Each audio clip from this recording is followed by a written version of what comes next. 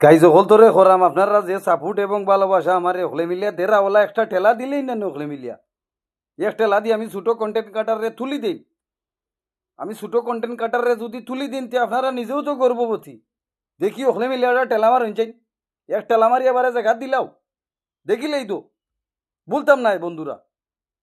আপনারা যে সাপোর্ট কররা, যে পরিমাণে লাইক এবং কমেন্ট এবং শেয়ার কররা, ইটা আমি সামলাইতে পারলাম না বুঝছেন।